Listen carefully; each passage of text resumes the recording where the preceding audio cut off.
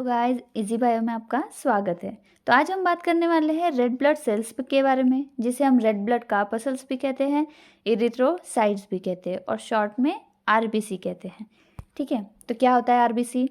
RBCs are circular biconcave non nucleated cells होते हैं।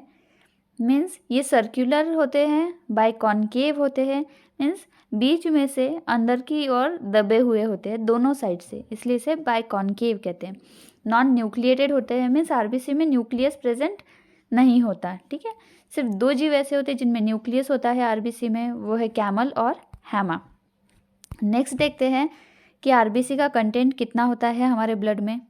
In male 5.1 to 5.8 millions होता है पर क्यूबिक एमएम ऑफ ब्लड में आरबीसी का नंबर। ठीक है, वही फीमेल में होता है 4.3 से 5.2 मिलियंस पर क्यूबिक एमएम ऑफ ब्लड।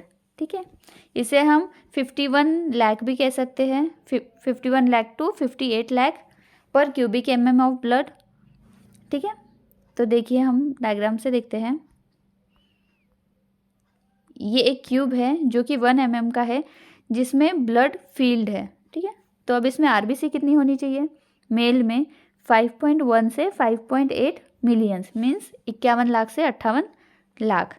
वही फीमेल में होनी चाहिए 4.3 to 5.2 मिलियंस। ठीक है, नेक्स्ट हम देखते हैं कि एवरेज लाइफ स्पान कितना होता है आरबीसी का? 120 डेज। ठीक है, मीन्स आरबीसी 120 दिन में डिस्ट्रॉय हो जाती है। नेक्स्ट है formation of RBC is called as erythropoiesis. RBC के फॉर्मेशन को क्या कहेंगे? इरिथ्रोपोइसिस। फीटस में इरिथ्रोपोइसिस कहाँ पे होता है? वो होता है लीवर और स्प्लीन में। ये देखिए डायग्राम, लीवर हमारे बॉडी के राइट साइड में होता है और स्प्लीन जो है वो लेफ्ट साइड में होता है। तो इस लीवर में फॉर्मेशन होता है आरबीसी का, किन में? फीटस में। अब अडल्ट में आरबीसी का फॉर्मेशन कहाँ पे होता है? वो है बोन मैरो में। ठीक है, तो ये देखिए यहाँ पे एक बोन है, इसमें बीच में एक सॉफ्ट पार्ट होता है जिसे बोन मैरो कहते हैं, वहीं पे इरिथ्रोपोइसिस होता है, मीन्स आरबीसी का फॉर्मेशन होता है। अब जो पुरानी हो चुकी है या फिर ओल्ड हो चुकी है आरबीसी, वो कहाँ जाके डिस्ट्रॉय हो जाएंगी? मतलब उसके जो 120 डेज है वो अब कंप्लीट होते आ रहे हैं, तो वो लीवर और स्प्लीन में चली जाती है और वहाँ पे जाके वो डिस्ट्रॉय हो जाती है। नेक्स्ट देखेंगे कि increase in number of RBC is called as polycythaemia. Normal range से जब आरबीसी का काउंट बहुत बढ़ जाता है, आरबीसी के नंबर बहुत ज़्यादा बढ़ जाते हैं, तो उसे कहेंगे पॉलीसाइथेमिया। और नॉर्मल से जब आरबीसी बहुत कम हो जाता है तो उसे कहेंगे इरिथ्रोसाइटोपेनिया। ठीक है, अब हम देखेंगे हीमोग्लोबिन के बारे में कि हीमोग्लोबिन क्या होता है। The cytoplasm of RBC contain respiratory pigment called haemoglobin.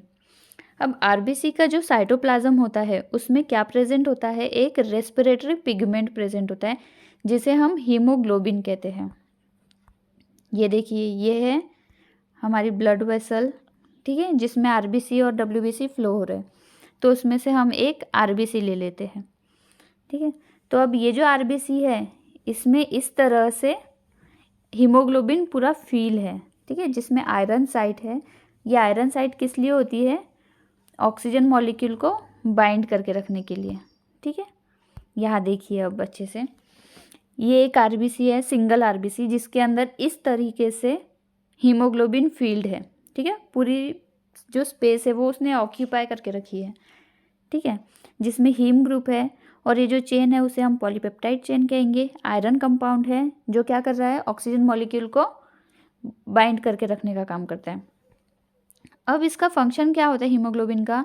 Which helps in transport of oxygen and carbon dioxide.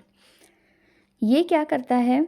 RBC में जो आयरन कंपाउंड है, ठीक है, वो आयरन क्या करता है?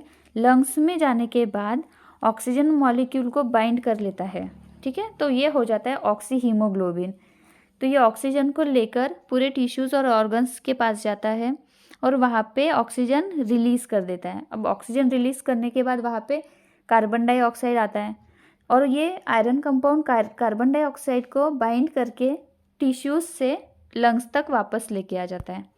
ठीक है, अब नेक्स्ट हम देखेंगे हीमोग्लोबिन का कंटेंट कितना होता है अडल्ट मेल में। तो वो होना चाहिए 13 से 18 ग्राम पर 100 ml।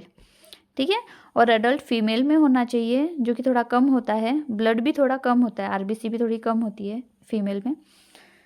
तो हीमोग्लोबिन होना चाहिए फीमेल में 11.5 से 16.5 ग्राम पर 100 ml। हम जब किसी पेशेंट का या फिर किसी भी व्यक्ति का ब्लड निकालते हैं तो 100 ml निकालते हैं, तो उसमें जो हीमोग्लोबिन होना चाहिए वो होना चाहिए 13 से 18 ग्राम मेल में और 11.5 से 16.5 फीमेल में। अगर ये जो हीमोग्लोबिन है ये बहुत मात्रा में कम हो जाए हमारी बॉडी में तो क्या हो जाएगा, एनीमिया की बीमारी हो जाती है। ठीक है, नेक्स्ट हम देखेंगे फंक्शन। तो फंक्शन क्या है आरबीसी का या फिर हीमोग्लोबिन का। ठीक है, अब आरबीसी क्या करती है, ट्रांसपोर्ट करती है ऑक्सीजन को from lungs to tissue and carbon dioxide को फ्रॉम टिश्यूज से लंग्स तक। ये हमने अभी देखा कि आरबीसी क्या करती है, ऑक्सीजन को लेके जाती है लंग्स से टिश्यूज तक पूरे, और कार्बन डाइऑक्साइड को वापस लाती है टिश्यूज से लंग्स तक। अब ये हीमोग्लोबिन क्या करता है, एक बफर की तरह एक्ट करता है, और बफर का काम क्या होता है, पीएच को मेंटेन करके रखना है। तो ये जो हीमोग्लोबिन है ये क्या करता है, ब्लड के पीएच को मेंटेन करके रखता है। 7.5 पीएच है होता है ब्लड का, तो वो इसे मेंटेन करके रखता है। अब ब्लड और क्या करता है, मीन्स आरबीसी और क्या करती है, ब्लड की जो विस्कोसिटी है उसे भी मेंटेन करके रखती है। ब्लड जो है थोड़ा सा गाढ़ा पदार्थ होता है जिसे मेंटेन करती है आरबीसी। तो यहाँ पे हमारा ये जो आरबीसी का टॉपिक है ये शॉर्ट में कंप्लीट हो जाता है। और अगर आपको ये शॉर्ट टॉपिक पसंद आया हो तो प्लीज़ लाइक कर दीजिए। अगर आप मेरे चैनल पे नए हो तो सब्सक्राइब कर दीजिए और प्लीज़ अपने दोस्तों के साथ शेयर कीजिए।